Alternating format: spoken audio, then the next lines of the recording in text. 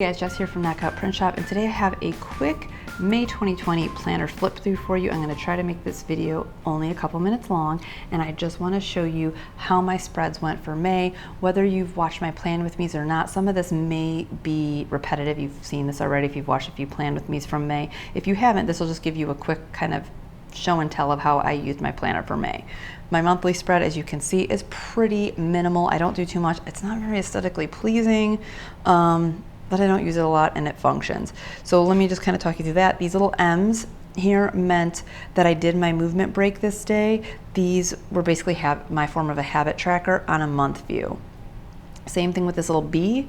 This was for when I did my breathing drills, and that just indicated that I did it. So that was again like a habit tracker type of thing for me.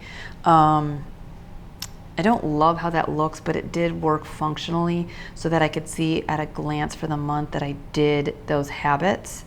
I feel like I much prefer a month view of my habits versus a weekly view.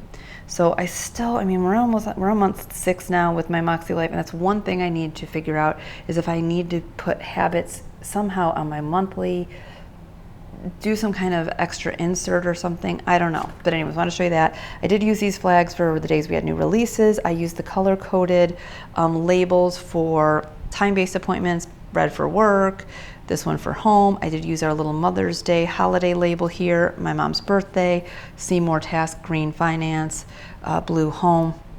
So that's basically it. Anything that's time-related goes on my monthly. And then these were used to show when I needed to change my contacts.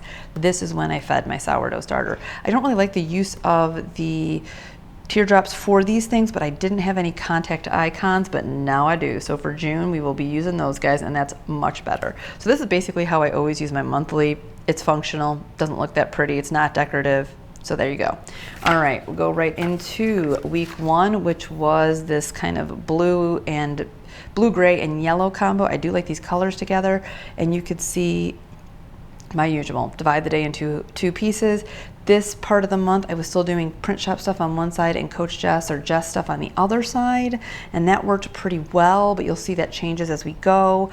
This right-hand side was for time-based things or personal tasks.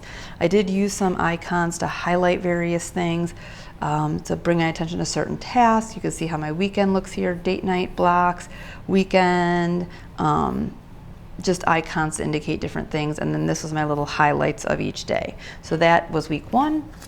Week 2 was monochrome light and dark purple.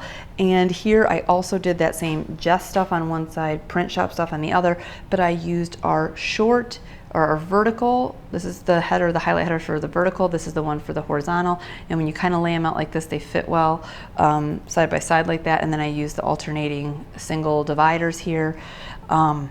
So did that. Had a separate to-do list for each of the kind of areas as far as my work day. And then this section over here was for personal tasks or time relevant tasks, chores, things like that.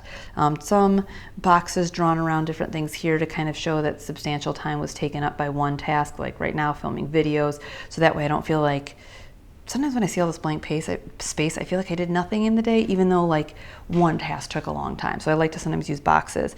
Highlight area here with that little checklist guy. See my unplugged. That must have been when I started Unplugged Sundays. I don't know. So that was when I used that. Had my date night thing. You'll see the style repeated throughout this thing here. Use the mild liner highlighter in purple to kind of create drop shadows and highlight things. Highlighting different tasks with icons to bring attention to them and just add them a little more fun to my spread. But that was week 2. Let's bump over to week number 3. We have a pastel kind of rainbow spread.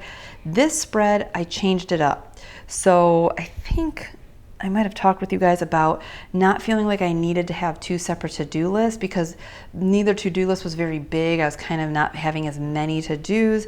So I decided to just go back to having one to-do list and kept the task, whether it was for Jess stuff or print shop stuff, in the same section.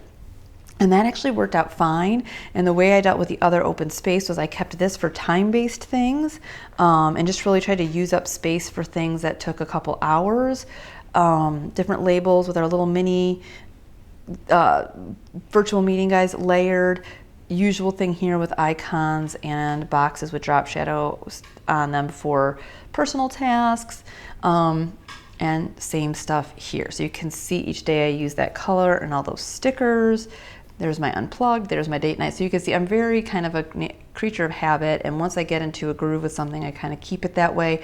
I don't divide the Saturday and Sunday, at least this week I didn't either, and that's how I did it. Highlights, habits as usual. So now I think this is week 4, I think.